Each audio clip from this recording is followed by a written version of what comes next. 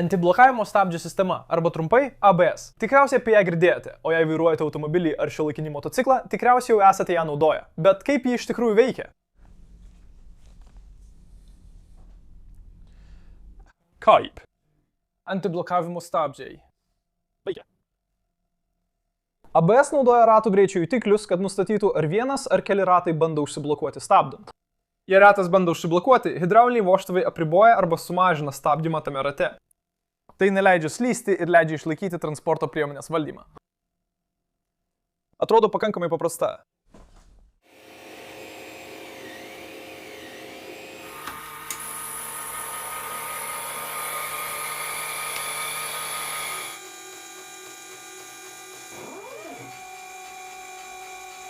Pradėjau 3D spausdinti ir CNC pjauti įvairias mechanizmo dalis, kurios galėtų atlaisvinti troso įtempimą trosiniuose stabdžiuose. Pasirinkau trosinius stabdžius, todėl kad nenorėjau lysti prie hidraulinių stabdžių savo naujesnėme, savadarbiame elektrinėme dviračiuje.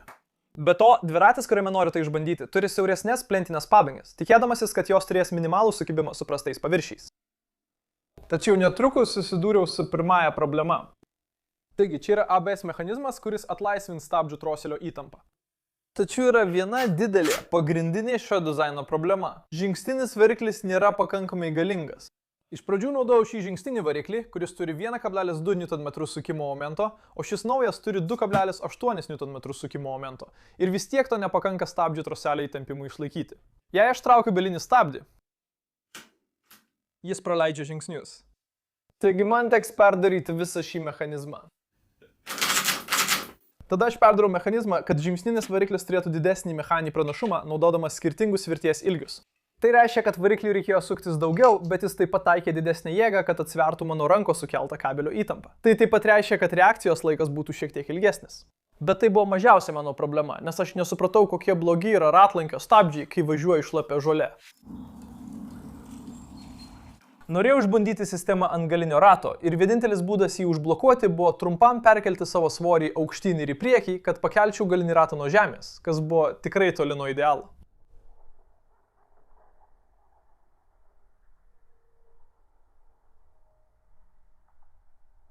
Taigi, po to, kai 4 kartus reguliavau mechanizmą, nusprendžiau viską mesti ir pereiti prie dviračio su hidrauliniais diskiniais stabdžiais. Jei esate vienas iš mano prenumeratorių, greičiausiai atpažinsite tai kaip mano savadarbį elektrinį dviratį. Prieš šį vaizdo įrašą aš nuėmiau pavarų sistemą, nes aukštos įtampos baterijos trukdė ABS elektronikai. Kad tiksliai išmatuočiau rato greitį, pagaminau šį trimačiu spausdintuvu atspausdintą diską su 120 angų. Prieš akės pritvirtintas jutiklis, kuris turi infraraudonųjų spindulių pluoštą. Ir šis infraraudonųjų spindulių pluoštas šviečia per disko angas. Kai ratas sukasi ir spindulys yra nutraukiamas arba praleidžiamas, jutiklis išveda aukštą arba žemą signalą. Tai leidžia apskaičiuoti rato greitį iki 50 kartų per sekundę. Įdomu tai, kad pastebėjau, jog lygiai tokia pati greičio matavimo technika naudojama motociklė su antiblokavimo stabdžių sistema. Aukščiau ant rėmo yra juoda dėžutė, kurioje yra elektronika valdanti ABS sistemą. Juodoje dėžutėje yra Teensy 3,6 plokštė, kuri paleis Arduino kodą. Taip pat yra SD kortelės lizdas, kad galėčiau registruoti bandymų duomenis ir tikiuosi optimizuoti sistemą. Kai Arduino kodas nustato, kad reikia atleisti stabdį, jis siunčia impulsus žingsniniam variklio tvarkikliui, kuris yra šiame dideliame radiatoriuje. Tada jis tiekia energiją prie vairo pritvirtintam varikliui, kad šis suktųsi. Stabdžio atleidimo mechanizmas yra labai paprastas. Tai tiesiog ilgas svetas, kuris pritvirtintas prie stabdžio svirties ir prijungtas prie trumpos virvutės. Virvutė leis naudoti stabdį kaip įprasta, bet priveikus variklis galės patraukti stabdžio svirtį, priešindamasis mano rankos jėgai ir atleisdamas stabdį. Prieš išbandydamas šią sistemą, pakalbėkime apie tai, kaip iš tikrųjų gali veikti stabdžių antiblokavimo sistemos įsijungimas. Taigi, turite transporto priemonę važiuojančią pastoviu greičiu, o rato sukimosi greitis yra toks, kad padangos išorinė dalis juda atgal tokiu pačiu greičiu, kokiu kelias juda automobilio atžvilgiu. Kai nuspaudžiami stabdžiai, jei trintis tarp padangos ir kelio yra per maža, ratai pradės slysti.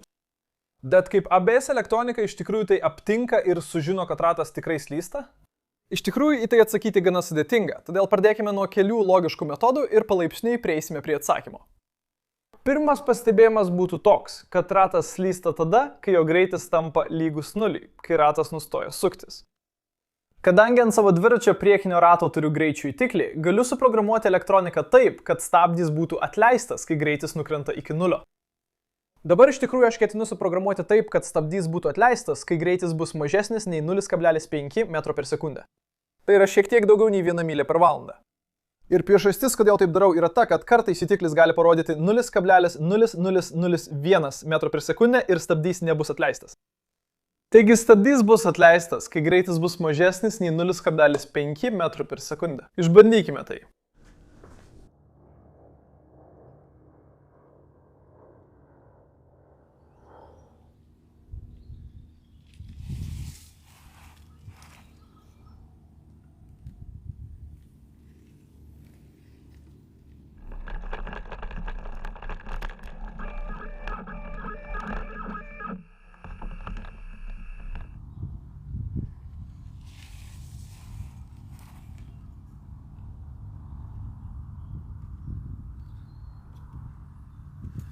Gerai, taigi tie bandymai buvo gana sėkmingi. Tai rodo, kad mechanizmas gali nuimti mano rankos spaudimą nuo stabdžių svirties ir vėl priversti ratą suktis.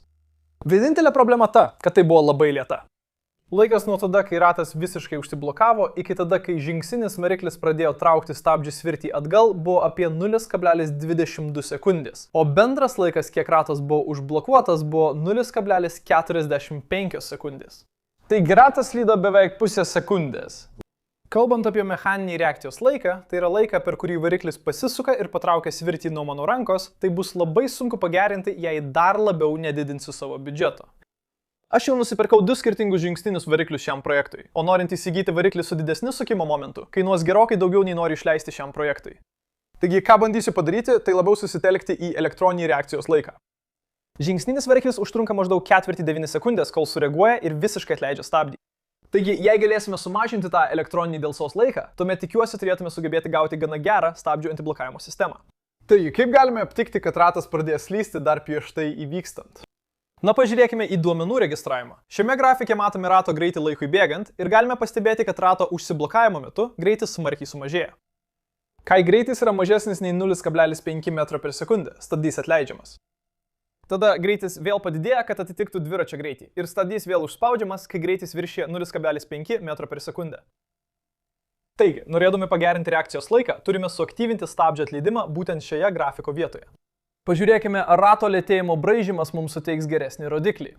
Ši pagreičio diagrama rodo 3 aiškias duobes ir viršūnės, kurios parodo, kada ratas arba lėtėja iki slydimo, arba greitėja, kad prisiderintų prie dviračio greičio. Kaip būtų, jei nustatytume lėtėjimo ribą, kuri įjungtų stabdžių atleidimą? Pavyzdžiui, jei ratas lėtėja greičiau nei -10 m/s kvadratu, stabdis bus atleistas.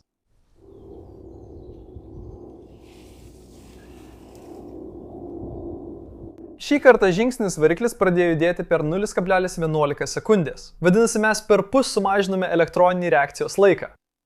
Tačiau buvo nedidelė problema. Jis visiškai atleido stabdį tik vieną kartą.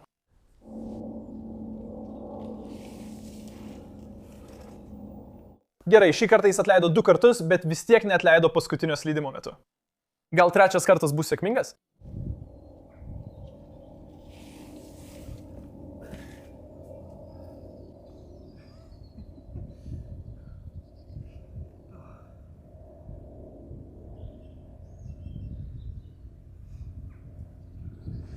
Gerai, aš išanalizavau duomenis ir sulėtintą vaizdo įrašą ir supratau, kad sulėtėjimas yra tik pikinė reikšmė, arba tiksliau duobės reikšmė, nes ji yra neigiama.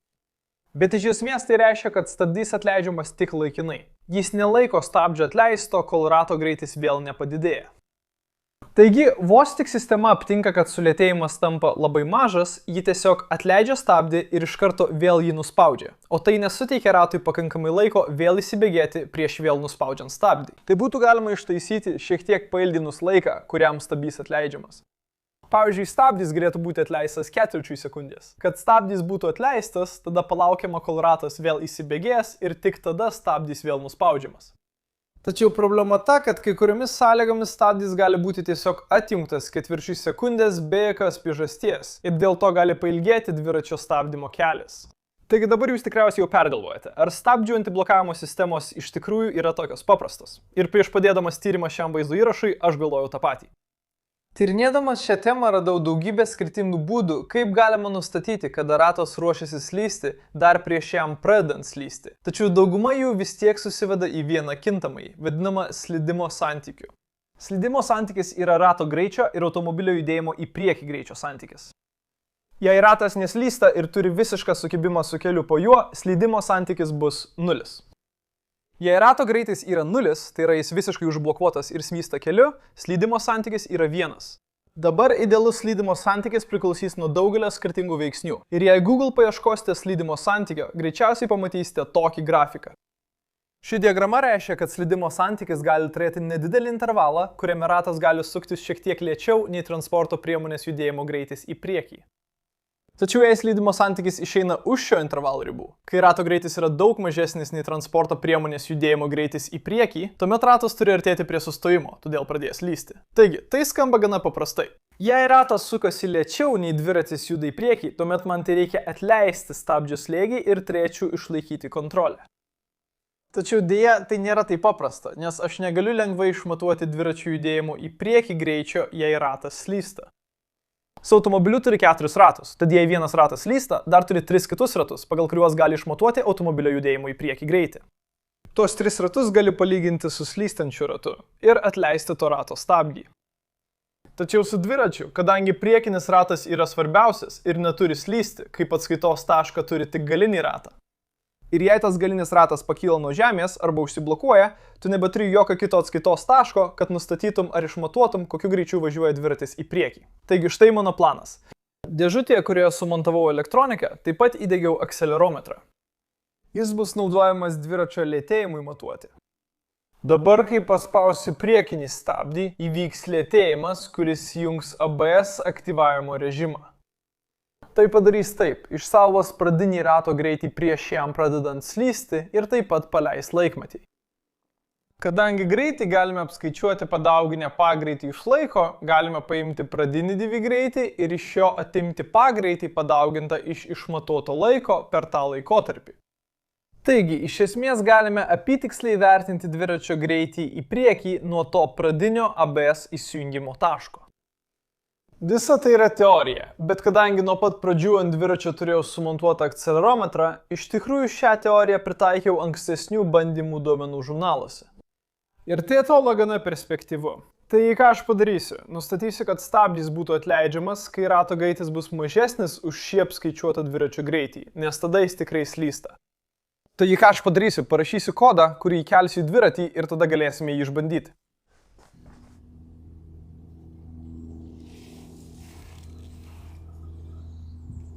Man tai atrodė gana gerai. Išbandykime dar kelis kartus, kad patikrintume patikimumą.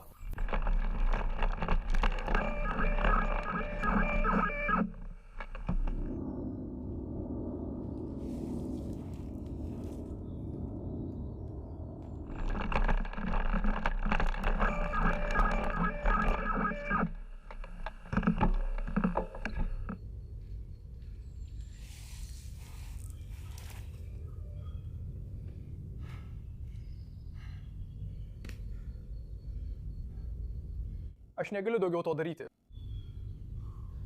Gerai, tai buvo 3 sėkmingi bandymai iš eilės, viskas buvo suvaldyta. Patikrinkime duomenis ir sulėtintą vaizdo įrašo medžiagą.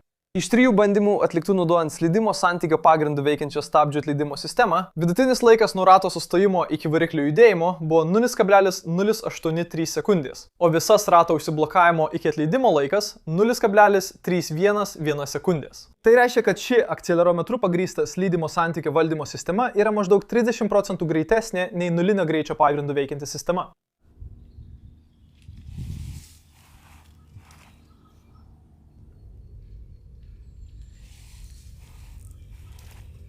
Atsižvelgiant į tą, kad 0,24 sekundės iš to laiko užtrunka, kol variklis pradeda suktis, tikrasis pačios elektronikos reakcijos laikas buvo 3 kartus greitesnis.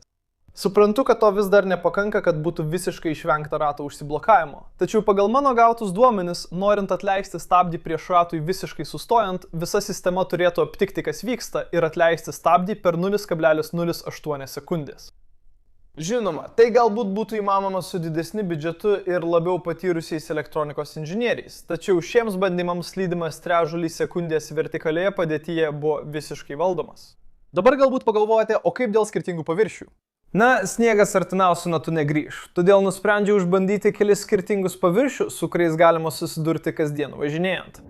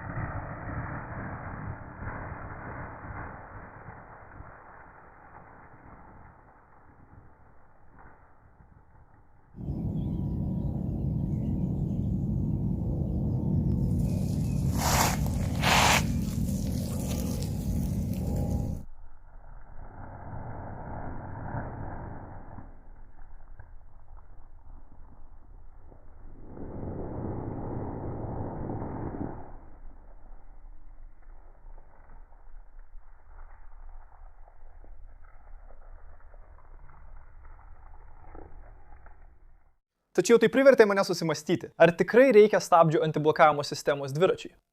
Iš tiesų neprisimenu, kada paskutinį kartą buvau nukritęs nuo dviračio vien tik dėl stabdymo. Žinoma, neskaitant bandymų šiame vaizdo įraše.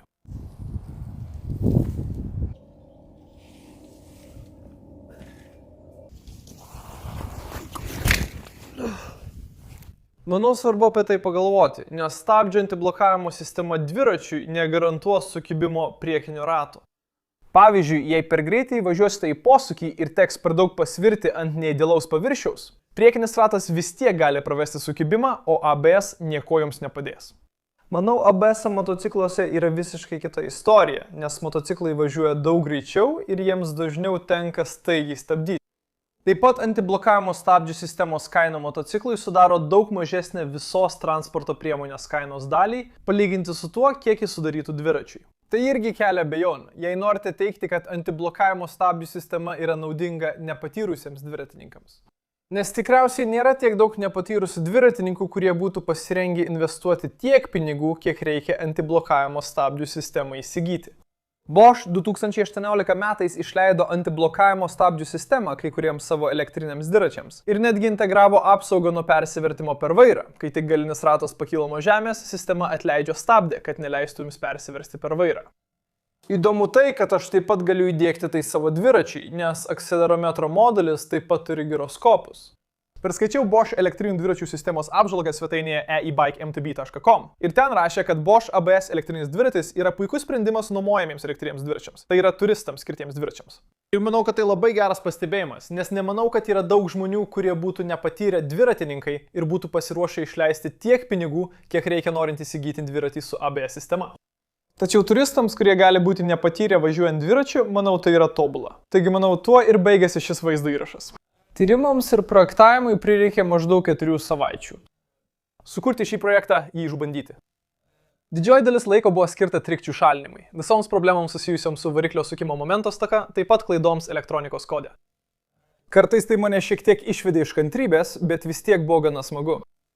Jei jums patiko šis vaizdo įrašas, būčiau dėkingas, jei paspaustumėte patinka. Jei pirmą kartą lankotės mano kanale ir norite pamatyti panašių vaizdo įrašų, aišku kitomis temomis, bet žinote, kitų inžinerinių vaizdo įrašų, prašau paspauskite prenumeruoti žemiau. Turiu labai padėkoti visiems savo rėmėjams už palaikymą per šias 4 savaitės viso šio darbo metu. Aš keldavau įvairius vaizdo įrašus apie projekto eigą, kai dirbau toliau. Ir klausimai, kuriuos jūs uždavėte The Patreon platformoje, tikrai padėjo man nukreipti darbą teisinga linkme, kad suprasčiau, ko žmonės nori sužinoti, kalbant apie temas. Taip pat jūs pateikėte puikių pasiūlymų, kurie padėjo man grįžti į teisingą kelią, nes kartais pasimesdavau informacijoje.